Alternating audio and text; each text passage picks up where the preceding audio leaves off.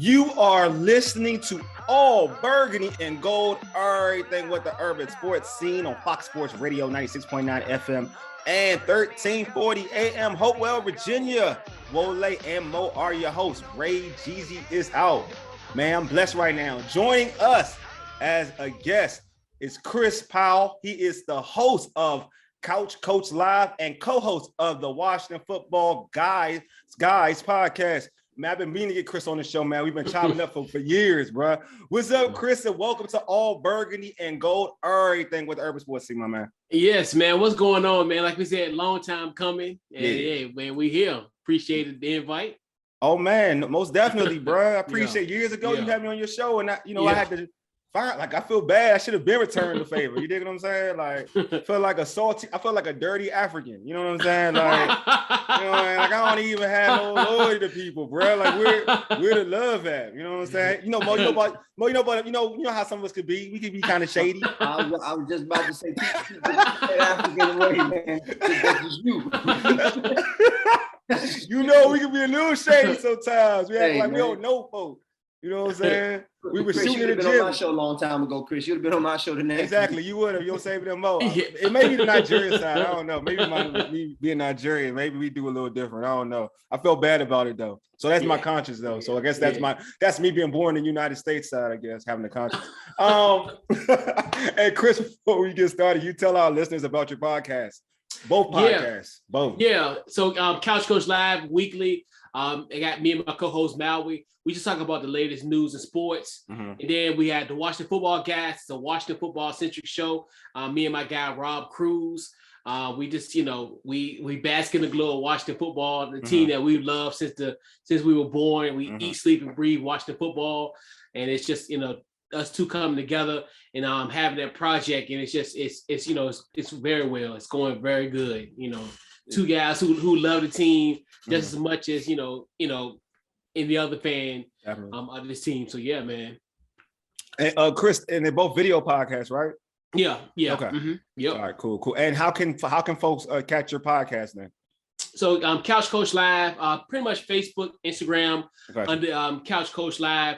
The Washington Football Guys podcast, you can check that out. We have it on pretty much every podcast platform, gotcha. Apple, Spotify, there, and then our Twitter at WF Guys. So there's gotcha. WF and then Guys on Twitter. Yep. I'll make sure I'm gonna give you guys a follow. Yeah. You know what I'm saying? I gotta follow everything. Time. You know what I'm saying? Hey, also subscribe to our podcast on Spotify, Stitcher, iTunes, and Google Podcasts. Just search All Burgundy and Gold, everything with the urban sports scene. Also tweet us at Urban Sports Scene and hit us up on our Urban Sports Scene Facebook page. All right, man, it's time for the pregame. Here's what we have on tap. We'll preview the Washington football team's season opener against the LA Chargers. I wanted to say Rams so bad. It's wild saying Chargers, LA Chargers. All right, Sunday. In their season opener, the Washington football team take on the LA Chargers. My man, Chris, what will Washington need to do to get this victory? Yeah, and I feel bad too because I was like San Diego. I've been saying San Diego since the schedule was released. Like, we got San Diego. Yes, I know, man. It's San Diego to me. I don't forget this LA crap. That's what I said. Right? Couple of keys to this victory. It's got to be pressure on Herbert. Mm-hmm. The thing about this team, Washington is a defensive-centric team. You don't want to get in a shootout with Justin Herbert. Justin Herbert can put up 30-plus points. Thanks. This offense isn't capable of putting up 31 points in this one. So they definitely got to put pressure onto him. And you hope that, Chase Young gets that battle against Rashad Slater and wins this time. So that's another key factor as well. And this just control the tempo because this team can't afford to be in a shootout with the LA Chargers. I agree. Mo, what do you think, bro? I was going to say it's going to come down to the battle of the trenches. I think we know what the Washington front line looks like, and we know what they can do with the all first round line, and then they get the reinforcements back this year in Ioannidis, and we know what Settle did last year. And I was looking forward to seeing how they match up against the offense, the newly constructed offensive line of the Chargers. I almost said San Diego just now, but the Chargers. With Sean Slater from Northwestern, they had Brian Bulaga there. They just added Corey Linsley from the All-Pro center from the Packers this offseason. So they've done some work on their line. So, and we know the key to their team is what Justin Herbert can do in the air, right? Yeah, what definitely. he can do with that arm. And he ran for his life a little bit last year, but he made a lot of plays. Yeah. So I want to see how that front seven if the front seven can get pressure on him at the right time in order to have them stall out some drives so they can keep the game close and keep this a muddled game that's in favor of the Washington football team. Yeah, I agree with both of you all, both of you two. I think that a shootout is definitely the way to go, right? And if it's a shootout, then you're kind of like, you're looking at your defense like, oh, snap, you're not as good as as folks thought you were. Not to say that San Diego, see, look at me. The Chargers don't have the weapons to kind of do damage because they do have the weapons to do damage. You got Mike Williams, you got Keenan Allen, you got dogs on the outside. So, and Eckler in terms of the all-purpose type of back. So you have weapons. And then you got a dog in a quarterback position. So I think, but one thing about this quarterback, and you mentioned him being sacked a lot last season, he's the type, I look at him like, like that Aaron Rodgers type of player that will stall to make the big play. Like he's all about holding the football and making that big play, which should give Chase Young and Montez Sweat opportunities to get their hands on him. But again, he can make the big play. It's not like he can't make the big play. You know what I mean? Remember, that boy about making a big play. Yeah. So, but he got wheels. You got wheels, but it gives you the opportunity, which it does give your ends who are fast the opportunity to get their hands on him because he is looking to make a big play down the field, which will give them an opportunity. But it like you all said, I think it's all predicated on one, ball control for this offense. They have to play that type of role. Scott Turner, his father, that was his thing, ball control, balance, that was his thing, to keep the ball win the time of possession. So we'll see if Scott Turner's about that life. The jury's still out on him, and we'll see if he can call a good game plan because it is needed. And you're going against the Chargers defense. You're getting Derwin James back. You got Asante Samuelson, who looked like a dog in the preseason. I don't know if y'all watched him preseason. He looked like a dog. So they're going to get, and they get Bosa. They get Bosa back healthy. So they do have very, very, very formidable defenders out there on that side of football. So it definitely is it's going to be a challenging game. But I do think that if Washington's defense comes to play, they should have a positive outcome. But their defense is like Mo stated before, like in terms of maybe not being as good as folks think they are, then yeah, there's gonna be a problem, a serious problem, because this ain't the offense to have a so-so game against, because this offense has talent and young talent at that. So hopefully, we'll see, man. I'm really I'm into this game because I like Herbert. I've always liked Herbert. Yeah. I think another dimension of this game is what the Washington football team does against San Diego's defense, right? I think you say San Diego like me, bro. I know, right? We all here. This is a problem, man. Hey, you've been jinxing us, man. You've been jinxing us. I did this. I blame me. I blame me. Go ahead, bro. So, I blame myself. I want to see how the Washington offense now with what it looks like the loss of Curtis Samuel, even though he hasn't been around all offseason in terms of playing. I want to see how they establish that run game. I think Gibson is going to be Gibson's productivity this year is going to be key to whether this team repeats as division champions. I agree. I agree.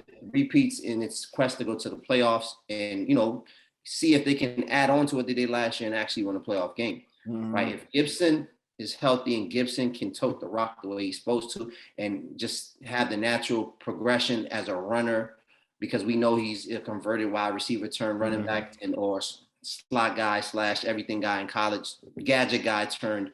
That's what it is. Every down, gadget guy turned into number one running back. I want to see if they're going to stay committed to it. We know that Norv, Scott's father, did so but the talent around him dictated that, right? When you got those lines and those backs that he's always had.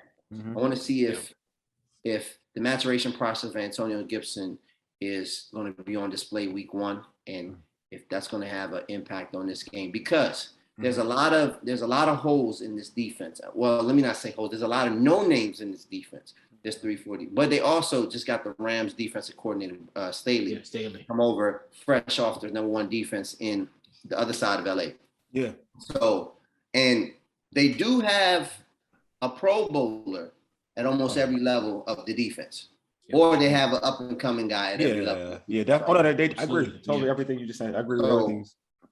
That allows for some success. And I want to, you know, the same way the Washington football team gonna have to get after the quarterback, Joey Bosa can be a nightmare. Oh, God, right? He can be a nightmare. I know Charles Reynolds in town, but Bosa's level football is a little bit different. Right? It's a little different, bro. Leno ain't Leno is solid, but he's going against we talk about. Look, man, it's hard to give Ohio State dudes credit, but that's come on. Yeah, we talk about Bosa. Right. Hey, Chris, what's your thoughts about? Because we talk about Gibson a lot on the show. What are your thoughts about Gibson being a real number one back? He got the ability to do it. I think even what he showed, a lot of people did knock on him, okay, because he performed on teams that had bad run defense. Obviously, that's me. Right, and that's true. And I think this is going to be the year that we're gonna figure that out. Yeah. And I just like how his ability and just last year as far as scoring touchdowns when we had like deficiencies, like we like somebody who could rely on.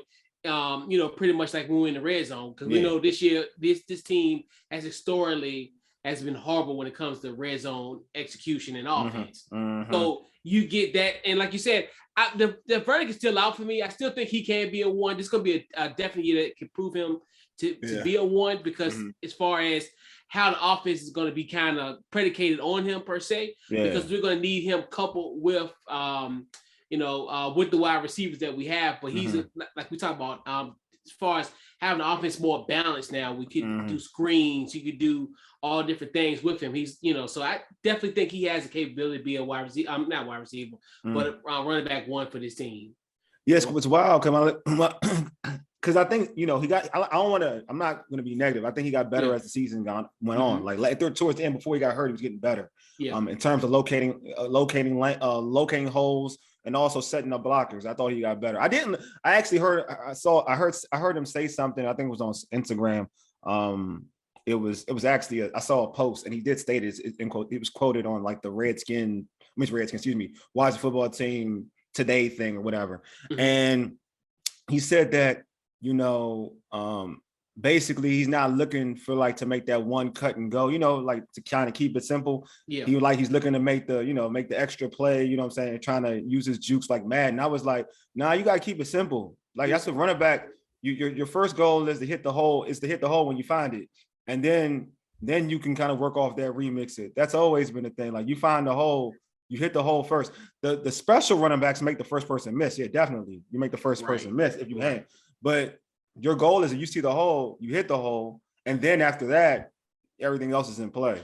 So I hope that, to me, I hope that he's watching rather than just thinking that, because he stated that I was a wide receiver. So wide receivers, you automatically have natural jukes and whatnot. And I'm like, I'm hoping that he's watched, other great running backs, even some in the division, like Ezekiel Elliott, a Saquon Barkley, you know what I mean? Guys like that to know, all right, it's not all about just juking somebody out. Sometimes you take the hole there and then you can kind of remix it and see what you can do. You know what I mean? So if he can learn and try to kind of add to his game, then he can definitely be what people think. I mean, he has the ability because again, he does have some of the playmaking ability from playing wide receiver. That's just being a running back isn't just about being a playmaker. If that was the case, Reggie Bush would be the best running back in the world. So you know what I'm saying? So it's not about just, I can just shake you and that's it. Like, nah, there's more than that. You know what I mean? So I hope he understands. You know what I'm saying? That's why I hope he understands because people like backs like Warwick Dunn back and they had to learn, and that's how he got better as he got older, and whatnot. So just hopefully he gets it. It's not about the sexy play. This is not Madden. It ain't Madden, bro. Right. It ainn old school Madden. New school boy Madden. Hard as I don't know what, but it ain't old school Madden. Yeah. He played like that. The old school Madden. They had an ambulance out there. Exactly. Right. Keep it simple. K-I-S. Keep it simple, bro. Like don't try to. No. Don't get too fancy. Don't get too cute. Right. So I think my question to you though, right? Like we've been talking about what the Washington football team can do. against this team. My question to you is, who on the Chargers scares you the most? Because I think I have an idea. Honestly, it's a couple things, but the main one is going to be that secondary. I'm telling you, with Derwin James and Asante Samuel Jr., with the history of Fitzpatrick, we know he got turnover interceptions in his repertoire. Mm. You throw it to one of these guys, they can make plays, and that could be the difference in this game. We think about how we think of Washington. It has to be a lot of these things has to be how can I say it, like bottled up more so, not even bottled up, but condensed. Mm-hmm. If you let those two guys, if you allow them to make plays on you, and they have the ability, the knack of taking it to the house and putting points on the board for the LA Chargers, and that's the deal killer in this game. And they're the ones, like you said, the offense is scary, but I think what's even worse is his defense. I think that defense is the one that's probably gonna. Well, I might lose sleep Saturday night thinking about that potential prospect. Well, what about you? That's actually, I was gonna say Justin Herbert. That's I just think he's a dog, but that's a good one because I do think there is a potential because I do think what he's great point by Chris is because of more. I mean, Derwin James is a dog. I think he's the known commodity, being more of a been in the league for a couple years now, and we all know that he's special. But Asante Samuel, it's just because the genetics, and you saw in preseason, like he can catch and he has a knack, and what his dad was all about. He got beat, but his dad was about jumping routes, and he was intelligent. He was intelligent at it, and he was about taking chances and making plays. Mm-hmm. And we do know that Ryan Fitz will give you an opportunity if you can make the play, you can make the play. And I'm talking about the opposition. So I think that's the thing. So I do think that's a very good point. It's just because we talk about this defense, and we all talk about traditional good defenses. Back in the day, I want to go back to when Ray Lewis played, when Ray Lewis was in the league and he played for the Baltimore Ravens when he got his first Super Bowl, and he told Trent Dilfer, like, just don't turn the ball over. I don't care. Yeah. Don't set us up. Just don't turn the ball over. We'll win if you don't turn the ball over. So you're going, and that's all dominant defenses, right? Like aspiring to be dominant defense. Put it that way. Aspiring to be dominant defense. They don't want to be in a position to, for an offense to take advantage of them, and they also don't want the offense to give up points because it's their job to take away points, right? It's their job to make sure you don't score. So you got Ryan Fitzpatrick. If he's giving up points, it hinders the defense of doing what they want to do. So I think it's a good point. But my mind was Justin Herbert, because I just believe when you're that dude, right? It's just, it is what it is. You're that dude. I think people just gotta. It is what it is. It's just he fits the mold. He's the next big thing in terms of a quarterback. I think people forget that Justin Herbert was supposed to be the number one pick in the draft. Oh, I don't forget. Like I tell you all the time. The Kyler Murray year. Oh yeah, I tell you all the time. Like before Tua, people forget that because of like what Trevor Lawrence and Tua did that year. But that year going into the preseason, he was rated the best quarterback. Right, yeah. He was rated the best quarterback. And he stayed. He said he wanted to finish and whatnot. Yeah. So I think Herbert's a threat. I think Herbert's a great answer, depending on however you wanna analyze that. I think that Asante Samuel Jr., right, in combination with Derwin, may be a threat, but by himself, he has his hands full on Sunday because T-Mac 17 is not to be played with, right? Right. Terry McLaurin is not to be played with, and you a corner that's trying to guess on that guy. Yeah, you're gonna get beat bad. You can get lucky though. You can't get lucky on Ryan Fitzpatrick. You can't get lucky on Ryan. Then with Bosa, Bosa can get double teamed and you can neutralize him a little bit, right? But Derwin James, I think Derwin James is the answer. When I look at Derwin James, he plays on all levels of the defense. He's heavy in the run support. Mm-hmm. He has range. He reminds me a lot of a guy that used to wear these colors, but I won't say the name. I was close though. I ain't gonna lie, bro. I'm not gonna say he is that. I'm going to say I wanted Durham. He reminds me of the characteristics of somebody that used to play around these parts. Mm-hmm. It might not be as fierce. Yes, but The instincts are there. Playmaking ability. The instincts are there. Playmaking ability, the instincts are there. I'm looking at this guy this summer, checking Keenan Allen at practice one-on-one. See, I thought he was going to be a cornerback in college too. I thought he was going to be a cornerback coming out of college too. And winning his fair share. Yeah. So, beast. If Bosa is neutralized and they decide that they want to deploy extra blitzers in a blitz game, they have full confidence that he could check somebody one-on-one across the field, right? Yeah. So I think that he provides a mismatch nightmare. I think he takes away tight ends. I think he takes away deep halves. So Derwin James is who I'm looking to see. Plus, he's coming back off injury. This is 2 years in a row consecutive injury. Yeah, that's the only thing. That's the only thing. That's the only thing. Yep. I want to see him regain that all-pro form that he had when he was all-pro twice in the same year at two different positions. Yeah, I heard he had a good camp though. I heard he's been looking good though. But that's the only thing I want to see too. I'm with you, like I think of the kid highly too. I think he's amazing. But when you're coming back from you having a couple of years of being hurt, you're gonna be a little rusty. You know what I mean? A little rusty. But I heard he's looked healthy. Just like I've heard Saquon has looked good. I'm just giving credit when credit's due. We're not gonna talk about six just yet. I'm giving credit when credit is due. Come back around this time next week, Chris. You're gonna see the 2-6 on chest. Okay. You can rock the jersey. I don't care. But I'm just saying. I'll be there Thursday. I'll be there next Thursday night. Don't worry. All right, what's up, man? What's up, man? What's up? I'll be there. All right, we talking about the Chargers right now, though. But I'm just saying, like, I'm giving credit when credit is due. Just like just in terms of health, you want to see it. But that's a dog, though. Like Mo said, he's a problem. I don't think that if I'm Ryan Fitzpatrick and you see Derwin James on, say, Logan Thomas, I'm not looking at Logan Thomas' way. I'm just not going to. I don't think it's needed. I don't think that's something I'm not going to test it. Like I don't care how tall. I'm not going to test it.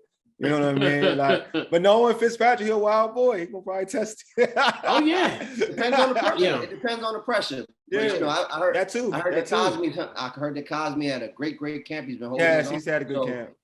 So between second half camp, he had a good second half of the camp. Put it that way. Right. So between, what else do you want? You got a guy that's going against arguably the best line in football every day in practice. So when he sees Bosa, because they're going to try to rotate Bosa over to his side to try to take advantage of the rook and get on the weak side of the play. So we're going to see about it. We'll find out. Right.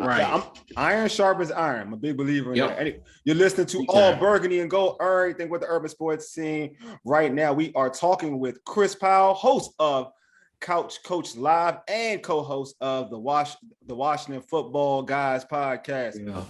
All right, go ahead, Bo. Chris, man, listen. Yeah. I know how Wole feels about this one here. So yeah. It's reported that Curtis Samuel had a setback in practice today with his groin. Yeah. All right. Mm-hmm. Do we believe that this is a big loss to this offense? I don't think so, not necessarily. Like to me, I think if we didn't have like Adam Humphries in the fold, or we have my nephew, I'm a UNC football fan, so having De'Ami Brown there, that's a safety net for me. To me, what I see, he executes the back shoulder fade. Sure does. Marvelously. You're right. Marvelously. So I necessarily don't, and that's the thing. That's why I was really proud of what they did in the offseason as far as creating this depth, where if you do have one guy who falls off, Manus Terry, I think you have guys who can pick up the pace. So I'm not necessarily, and then the thing about it is he didn't play in the preseason. So it's almost like you really don't even know what you're getting from him. I mean, you can only go based on what you've seen in Carolina and Ohio State. But for this team, it's really incomplete. It's almost like you don't know what to expect from him.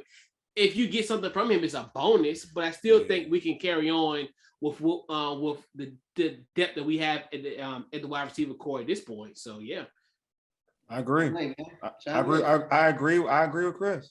He's not a big loss. I don't think it's a big loss at all, to be honest with you. I feel, to me, this is my thing. He just screwed himself. Yeah, because that boy UNC ready. Yeah. And if you come in a situation, we talked about this contract. That's number 2. That's a number 2 wide receiving contract, right? You go in this situation. We already see what De'Ami can do. De'Ami can do what they complain about like over the years, like, oh, who can't catch a fade? He can catch a fade. He can do that because you know why? Because he catch contested passes all the time.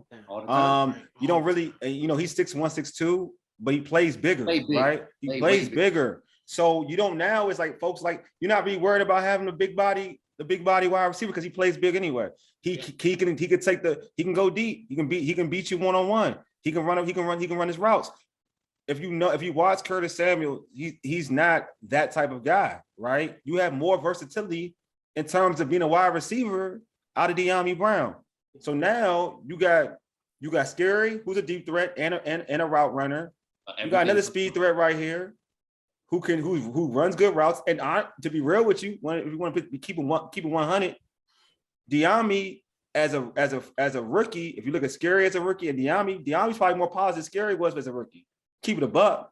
You know what I'm saying? Like, just to keep it a buck. So you're getting these two individuals on the outside. Yo, Sam, and then you got Adam Humphries, which you mentioned. Fitzpatrick loves him. Yeah, that's your slot already. So if De'Ami come in this game and give you about a cool 100, make it a big play, give you a cool 100. Or close. Who is Curtis Samuel? Who is Curtis? I'm saying that quick. Who is Curtis Samuel? Because again, you got Humphrey, and that because that's Ryan Fitzpatrick's. That's Ryan Fitzpatrick's dog, right? That's Scary Terry, bro. That's the number one right there. So what you worried about the dude you paid a bag for? What you worried about him for? So I'm gonna play devil's advocate. I'm with y'all, but I'm gonna go the other way. Go ahead. I love De'Ami Brown. I said from the moment that they drafted him, he was the best pick of their draft. I said that. Yeah. I remember I said that. Big time. He was the best pick of their draft. One of my old coach's sons played at UNC for 3 years. So I've known about De'Ami Brown for a while. He plays fearlessly, right? He reminds me, like when I saw him at fan night, he's a lot more stout than I thought. Yeah, he's a lot more stout than I thought. He looks taller than I thought and everything. Yeah. Like he just plays big. Man has a catch radius out of this world. He has a catch radius. I'm not going to say like Odell Beckham, but it's similar because of the fearlessness to go get the ball at his height. I don't know if he can do what Odell ended up producing and whatnot, but I see the same knack to go get the football no matter where it's placed. Yeah, I saw with Odell Beckham, right? And it's crazy. I saw a lot of one-handers at practice and all that kind of thing. The kid is talented. I'm not too sold on Humphries. That's why I think that Curtis Samuel's health is important. I'll tell you why. Because I feel like Humphries hasn't finished the season since 4 years ago or something. Yeah. Tampa, right? Yeah, he played, yeah. I know he didn't finish the season in Tennessee. I don't think he finished the last season that he was in Tampa, even though that was his best year, or the year before that he wasn't. I think 3 out of the last 4 he's been hurt significantly, right? So and the way where he's going to play at, it's a lot of traffic over there. We call that's headache central over there. And we know he's prone to have a headache. Yeah, he's prone to have a headache, right? Yeah. Especially with Fitzpatrick's Throw it up, buddy. Go get it. Yeah. Lackadaisical. To throw the ball. Throw motion. To get rid of it. Go right? get it. Go get rid of it. So I feel like I cannot count on Adam Humphries no matter if he's the safe target for him. Mm-hmm. So Curtis Samuel is going to have a role on this team. Him and Humphries may be able to split the role.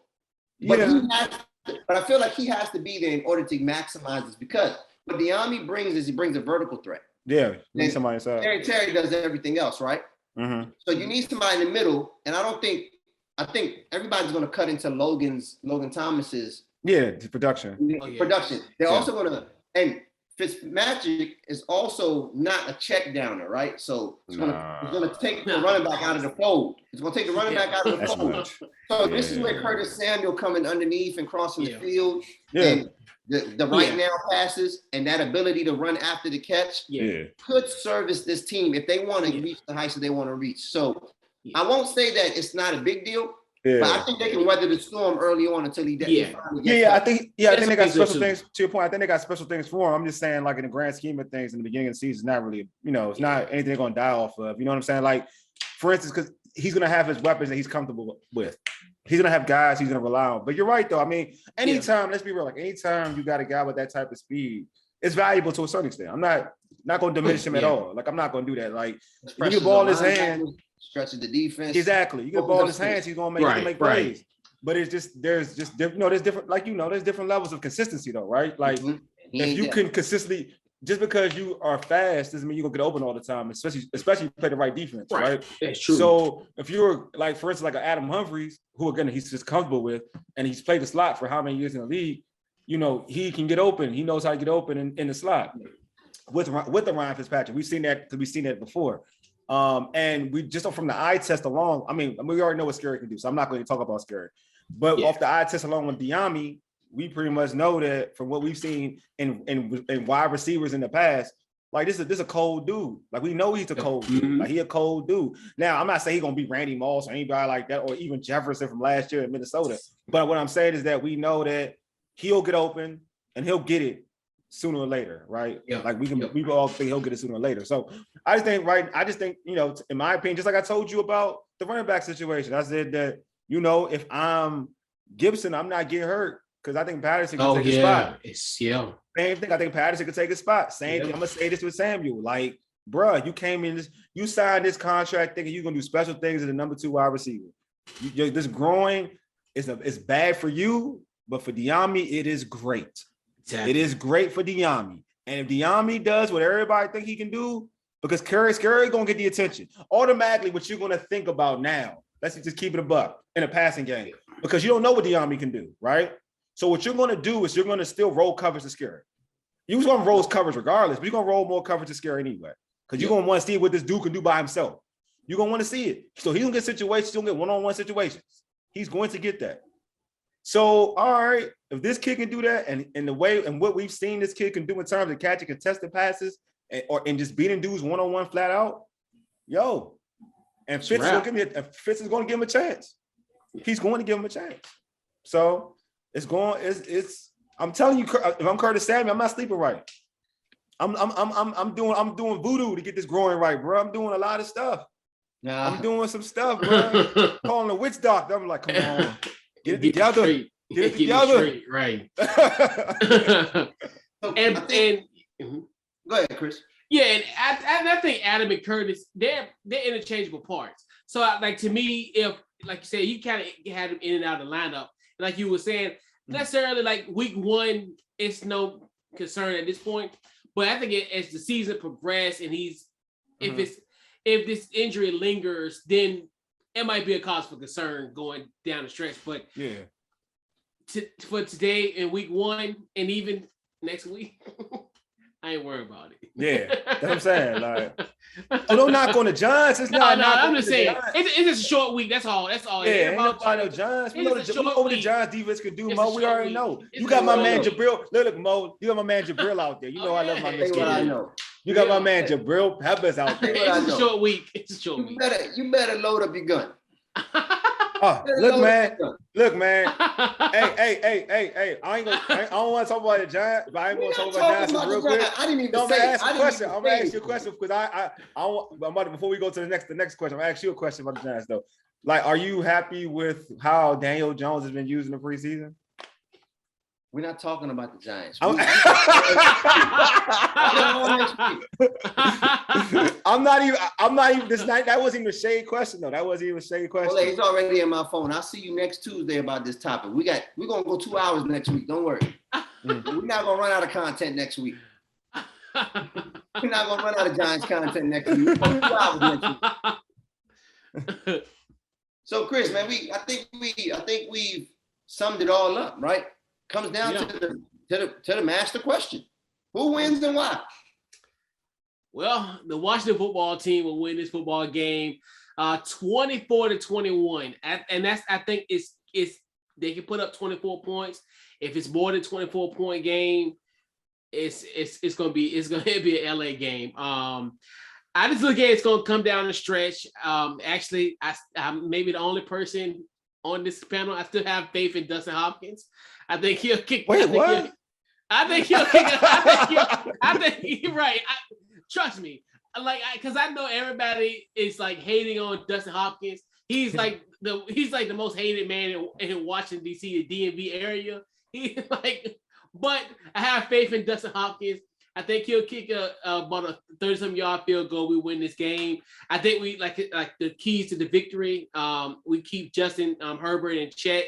We kind of Fitz might have an occasional turnover, but nothing like a game changing, like a pick six or to the house type of situation. And I think we'll have a nice, healthy, steady dose of Antonio Gibson in the fold, and we're gonna get a victory on Sunday. Pardon me. All right, well, they come up with your answer. I know what you want. Yeah, I got Washington winning, but he said Dustin Hopkins, though. He got me covered up with that one. Everybody know my line for Dustin, man. He a nice guy. He a nice guy. That's all I say about Dustin Hopkins. He a nice guy, man. I met him a number of times. He a nice guy. That's all I'm gonna say. Like I that's why when I say something bad about him, I kind of feel bad. I feel bad about myself, like as a person, because he is a nice guy. But that's all. Like that's the best thing I can say about him, to be honest with you. If you called me earlier in his NFL career, I'd have been like, yeah, he's good. I like Dustin, but now he's just a nice guy. So, yeah, I think that for me, I feel like because Justin Herbert, I love him. I love his play, and he's trying to. I love him as a dog. I do think he tries to make the big play, holds the ball. Even with the line, he'll hold the ball. I think he'll give the Washington football team front four opportunities to get their hands on them, get them in third and long. So I think they'll be in situations where they can kind of they can pin their ears and kind of rush him. So I feel like, to me, this game will be contested, but I think the Washington will have a decent lead enough. It won't be a point where it's like a last drive, put it that way. I don't look at it as a last drive situation, but I do think it'll be a tough game. You don't need a last drive to be a tough game. I still think it may be like 17-27, something like that. But I do think that I think they'll make enough plays to win the football game. I think the Army Brown's gonna have a hell of a game. That's the guy I think he's gonna ball out. Just because I feel like everybody knows what Scary's about, and I think he'll get to me. The Army's gonna get some one-on-one matchups where it's like, okay, the world is gonna know him after Sunday. The world is gonna know who. It's almost how I compare it to when the world found out what Scary was when they played the Eagles and Case Keenum was throwing bombs at this dude and no one knew, like, oh, who's this? Like, oh, this is this dude. I think the Army's gonna have that type of moment. So 27-17. Tough game. Here's what I got. What's up, bro? I don't know who's gonna win, but by the time I'm done talking, I'm gonna pick somebody. I love the way you think. It's tough, right? I know. So I don't know who's gonna win, right? Because on one hand, I see this pass rush causing hell, right? I see this pass rush getting the best of a newly put together offensive line, right? But I also know that Justin Herbert's a dog. And I know he has wheels, and I know he can move the pocket, and I know he can move off of multiple he can throw the ball from multiple platforms, right? Austin Eckler being back is an advantage because he does a lot in the screen game. He does a lot. He's a tougher runner than people give him credit for, right? So I'm looking forward to seeing this offensive line, what they do pass blocking, but more importantly, if they want to keep this game close, they're going to have to run the ball efficiently. They have a stable of young running backs that, like Justin Jackson, that's been there for a couple of years. He's been in and out the lineup when somebody's got hurt or nicked up, and he's come in and showed. But Austin Eckler is going to be the key to this game because he's multiple, right? What he does in the passing game and what he does in the running game. Now, we know what they have in Keenan Allen. We know Mike Williams has a propensity to making a big catch, a big deep ball because of his size and speed, even though he hasn't lived up to that top 10 billing that he I think he's still good, man. I think Homie's still good. I feel like, yeah. I mean, go ahead, though. You know what I'm saying? I know you're saying. I know you're saying. I didn't know that they added Jared Cook until about 2 weeks ago when I did a fantasy. Real talk. Hey, don't they got another? All right, hold on. It's not just Mike Williams. It's another wide receiver they got though, right? I know. It's a young guy. A young guy that went. Did pretty good the last 3 weeks. Yeah. I thought so. They had another guy. Guyton, I think one of his names. Something like that. Yeah. Guyton, number 15. Yeah. They're deep ball guys. So I think they let the defense come up to Keenan Allen, and then they take those guys over the top, and they let Mike Williams be Mike Williams. Mike Williams is going to be a key factor in this too. What can he do against the number 2 corner? Right, because we know is William Jackson slated to play? Yeah, he should play. If William Jackson is slated to play, we know he's going to shadow Keenan Allen, right? Yeah, and we know that when Keenan goes into the slot where he operates a lot, Keenan the beast though. Kendall's going to be there to meet him, right? Yeah, Keenan the beast though. What Mike can do, what Austin Eckler can do on the outside, does that. I also don't see this deep. Like I know we talked about Derwin James. Yeah. Asante Samuel Jr. being the number one corner. Is he the number one corner? Is he already number one corner on that team? It's Marcus Williams. You know they're gonna play Chris Harris in the slot. Yeah, Chris Harris is better on the slot. Right? So Chris Harris might neutralize some things in the middle for him and Derwin James, or they might have to use Derwin over the top, but they like to use Derwin in multiple positions, so I don't see them taking him away from his role. Mm-hmm. So if I'm Marcus Williams can't do nothing with Scary Terry. So if you choose to go Asante Samuel Jr. there, I would put him on De'Ami Brown because there's a familiarity there from college playing against each other for all those years, right? Yeah, good point. I would rather go with the guy that you know and you've seen, very good rather than putting you out there on Scary Terry and not knowing what he can, what he does in real life and how fast he is in real life. Play the guy that you know. Yeah. So and roll the coverage the other way. That's not a bad idea, bro. That's not a bad idea. This defense, this Washington defense this is a really, really close game. And this Washington defense is going to be the difference. It's going to be the difference because if they are stout against the run and they can pin their ears back and get to Justin Herbert or cause him hell, it's going to be a long day for San Diego. I don't trust Ryan Fitzpatrick fully, but I don't think their defense has enough players. I think they have one tremendous defensive lineman. They have an up-and-coming linebacker in Kenneth Murray, and they got two DBs. That's what I'm saying.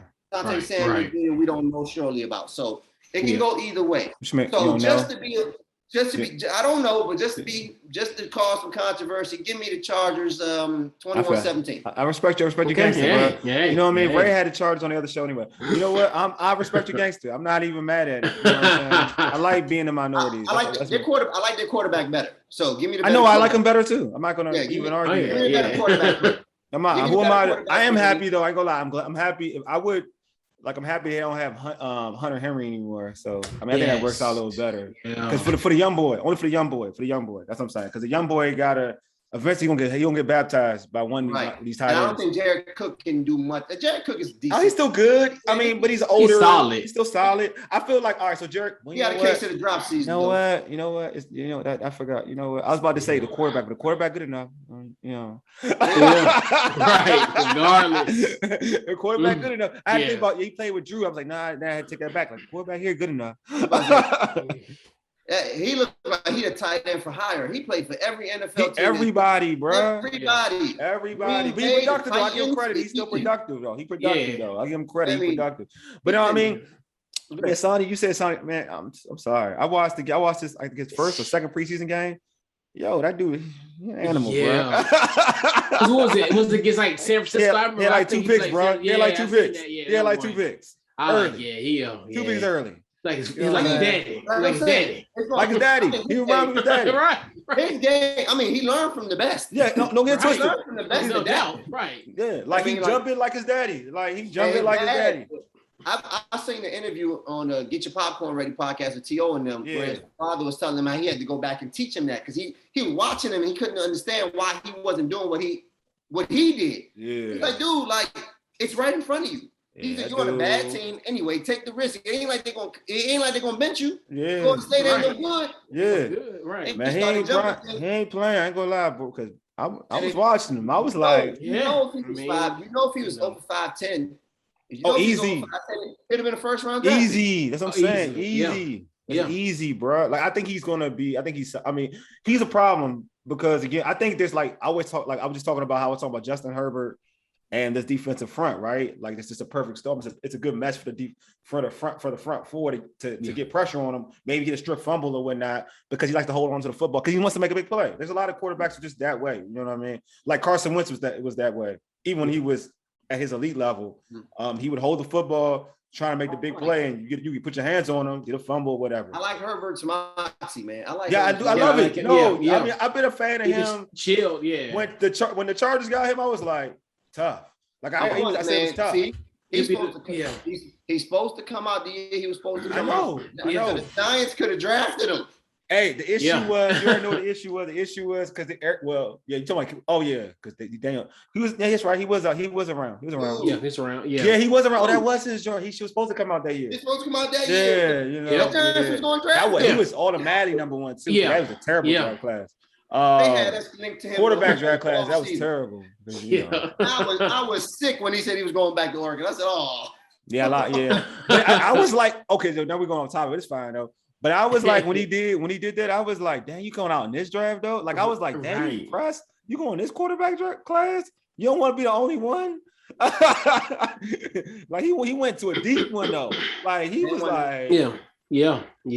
I was like, bruh, you okay? I see how you going, but yeah, I just think that I think just, but back to my statement, I think that with Ryan Fitzpatrick in a Samuels, that's just a perfect storm though. Like I ain't gonna even lie, like that's like, it looked the part. Like young boy about to get his first pick in the NFL. Like it just looked the part. I'm just sorry. It just looked the part. I'm gonna keep it up. Like I like Ryan, and I like Ryan Fitzpatrick. I tell folks all the time, like I like his mentality. Like I'm cool with that. Like F it, I throw an interception, forget it. Who cares? I'm gonna still rock this beard with a chain. You know who I am. But you know who I am. You know what I'm saying? But on the flip side, but I just think it's a perfect storm. I think this kid can get one, maybe two picks, to be honest with you. Right. Because Ryan, I see Ryan Fitzpatrick looking at him like he easy money, he fresh meat. And regardless of him being a young boy and not knowing a lot, he is confident. You know what I'm saying? And he feels like you going at him. Oh, he gonna get you. He gonna get you. He gonna play with him. You gonna see blood in the water. Exactly. Don't play with him. So that's the thing. But again, man, I feel like this team needs to win the Washington football team if they're going to be what fans are hoping for them to be. Especially, you look at the quarterbacks they're going to play throughout the season. Yeah. To me, I know Ray argued with me before because it's still relatively early. I do think that if you want to be that team, it's all about setting the tone early. And beating a team like this, who is a good, talented team, but you're at home, take advantage of it and beat this team at home. If it was on the road, I think that argument is a little different, but you're at home. You know what I mean? Factor. First game of the season. Right. First game of the season. 1 o'clock game. Right. And the fan base, and I don't know, I mean, Chris, you probably pay attention to it as well, but the fan base, and Motu, the fan base now is way more positive than it's ever been in the past. Yeah.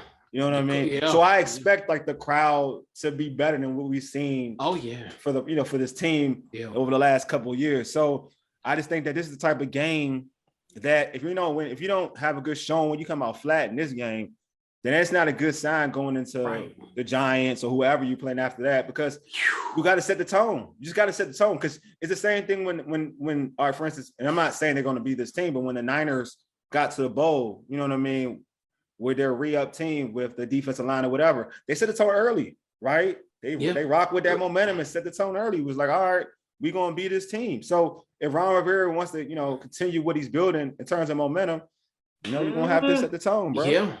Yeah. They also had the best play caller in football.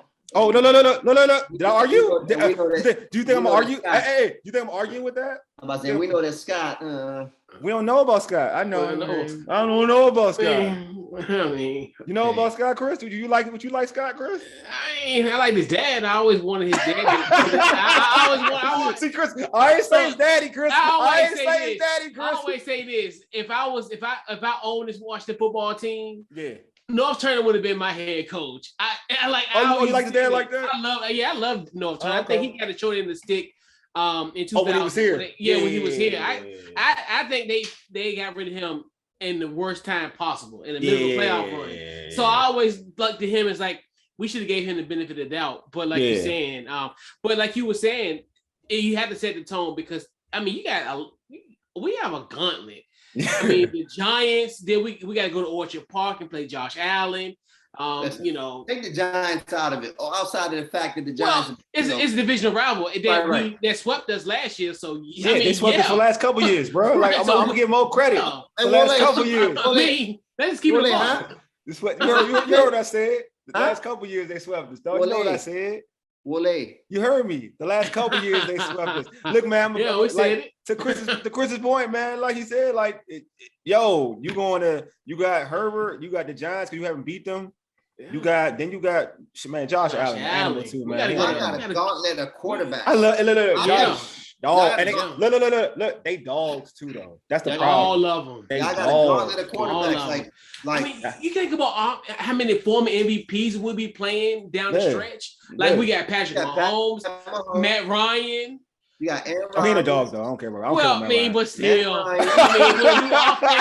you better care because the games that y'all won last year, the games that y'all won last year, yeah, the quarterback play was not. Oh wait, what they won? Oh yeah, but there were games that they played. Nick Mullins.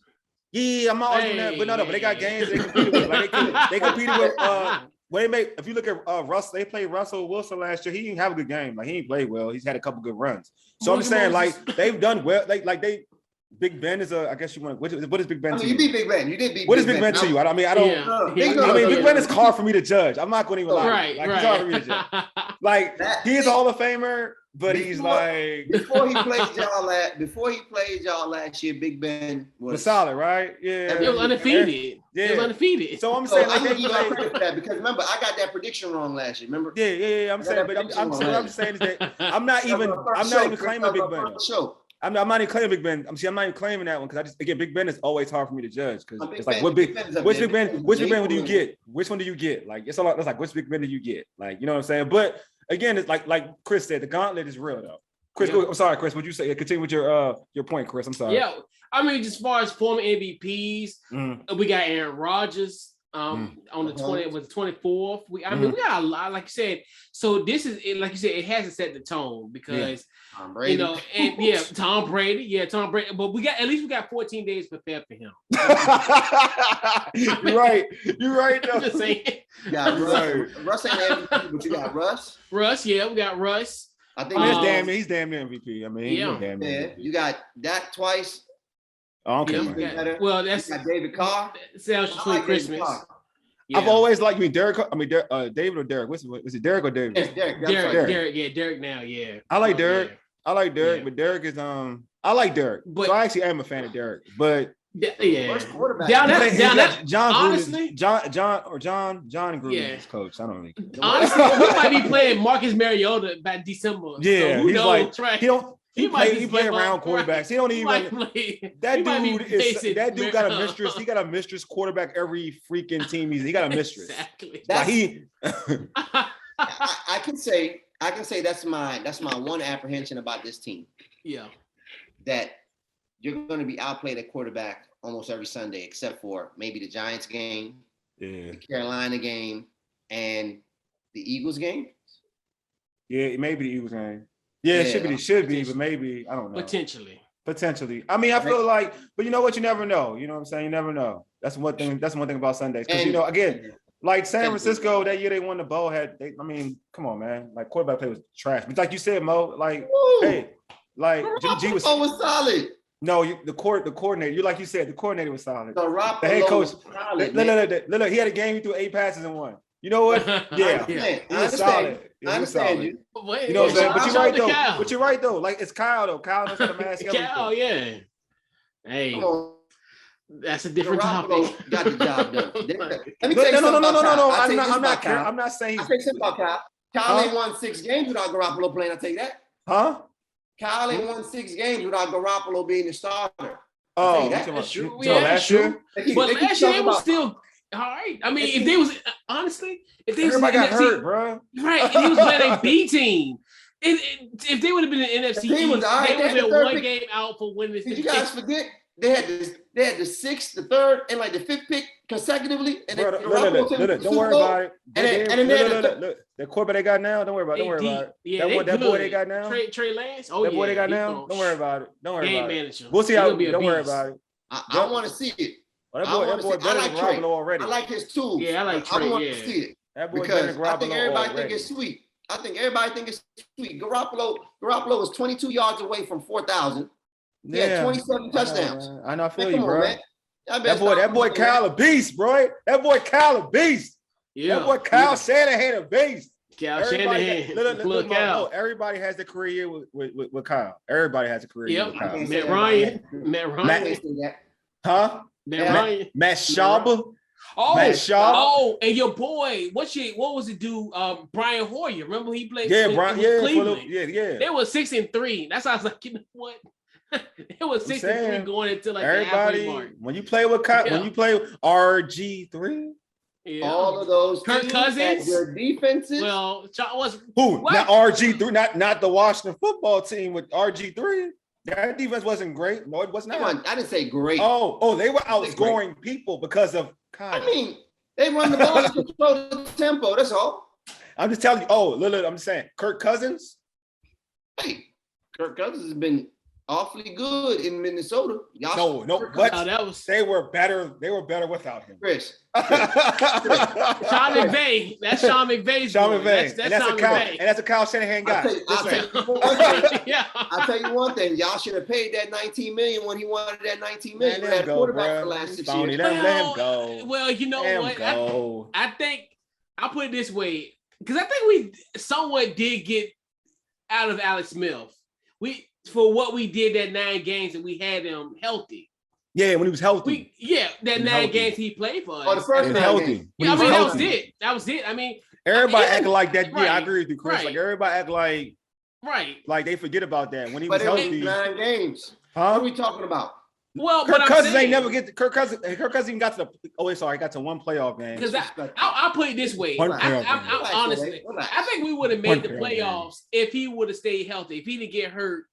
In that, because I mean, you think about the freak accident. Yeah, definitely. Yeah, the freak accident. Yeah, because you think about it, definitely making the playoffs that year. Yeah, because we had 4 quarterbacks after that. Like, and honestly, I blame Mark Sanchez for that year against y'all in the snow. If he didn't mess that up in that game, I think we would have had a legitimate shot of going to the playoffs. I think that's he got hurt. He got hurt, right? Alex got hurt already. Yeah, Alex got hurt, and it was maybe like 2 weeks after. You mean that game? Oh, the game. Oh, I was in Nigeria when that game happened. Yeah, I know. Thank God you won. That was Saquon. Saquon killed. Yeah, Saquon killed that game. Okay, Saquon beast, dog. I love Saquon, man. I love Saquon. I'm mad y'all tried to. I'm trying to trade Saquon by now. Don't y'all believe running backs? Don't the league be hating on running backs? Get rid of Saquon so I can get that man. I'm just saying, man. Kirk Cousins came here. Man, look, I'm gonna let you talk your Kirk Cousins. I'm gonna let you talk your Kirk Cousins noise because I'm gonna say this though. Everybody, I'm gonna tell you this. I'm gonna tell you this. I was debating this with folks who in people in the radio station. Everybody, radio stations around here. They were like, when Kirk Cousins go to Minnesota because they don't have a quarterback like him. When he go to Minnesota, they going to the NFC Championship. They're going to the Super Bowl. They're going to the NFC Championship and going to the Super Bowl. First year, Bama get there. They missed the playoffs. I'm sitting there like, so this your king? Wole. This your king? Wole. Them Bamas got beat by the Saints on the flukiest. Look, this is your king. I'm sorry. Look. What are you talking about? The Saints. When Stephon Diggs caught the pass and took it to the house. That was against that. Who know that was against? Oh, you talking about? Oh, we talking about Case Keenum. But then he made the play though. The pass was at the right spot. You call him fluke? All right. You're a Giants fan, right? David Tyree, Mario Manham. Okay, so let's not do this then. Let's not do this. That was a great pass. I don't even call it a fluke. Look. I don't even call it a fluke. I call it you threw the pass. If you look at the pass, it was right where it needed to be. Same thing with Case Keenum. Kirk Cousins right where it needed to be. Huh? That wasn't Kirk Cousins' completion? No. Oh, no. He was with us. Matter of fact, he's with us, Case Keenum. That was one of the years that he stunk it up. Yeah, it's Case Keenum. That's the year before. Yeah, he was in Case. That's Case Keenum who threw that pass. That was Kirk Cousins. That was a year when they beat us. No, it's when y'all stupid Kirk Cousins. That's the play with. That's the year before. Beat us. Oh, no, that's the year before that. So all right, the year what you talking about? He missed the playoffs that year. The year before that, he missed the playoffs because we lost to the Giants. Where y'all sat everybody, and they went on a boat. And y'all still beat us because he did a stupid ass. I'm about to curse. He did a stupid interception. Yep. You know what I mean? Like where y'all had y'all backups. Like right. You had y'all backups, and he was panicking. I couldn't believe that. Like that's what I'm saying. Like I'm I'm not going to do no Kirk Cousins. No, why am I talking about Kirk Cousins? The boys went from Washington to Miami. Why am I talking about Kirk Cousins segment out? Yeah, On the boat. it's gonna be here because now I'm gonna make sure that I chastise everybody, man. So you did this. Hey, Chris, before I let you go, man, how can folks find you on social media? And also, again, tell our listeners about your podcast. Your podcasts, both. Yes, indeed. Follow the podcast, Facebook, Twitter, Instagram on the Couch Coach Live. Check out the audio version of it on Apple, Spotify, anywhere you get your podcast. Also, YouTube, Couch Coach Live. Then also, Washington Football Guys. Pretty much Twitter, WF Guys. And check us out anywhere you get your podcast, Apple, Spotify, and we're there as well. So yeah, man, definitely appreciate you guys for this, and definitely that long time coming, but we here. Hey, Chris, we're gonna have you back on, bro. You already know, man. Yes, appreciate sir. you. During the season, we'll have you on, my man. Get at me, Chris. I got you. For next week, man. Because get at him for next week, man. You, Giants fan. No doubt, Mo. I got you. Yeah. Get him, man. Get at him, bro. Get at him. Hey, subscribe to our podcast on Spotify, Stitcher, iTunes, and Google Podcasts. Search All Burgundy and Gold Everything with the Urban Sports Scene. Also, tweet us at Urban Sports Scene and hit us up on our Urban Sports Scene Facebook page. Again, this has been a dope show. Appreciate Chris for being on. You've been listening to All Burgundy and Gold Everything with the Urban Sports Scene on Fox Sports Radio, 96.9 FM and 1340 AM. Hopewell, Virginia, for ages. You dig? Deuces. Hey, Mega, lead us out, big homie.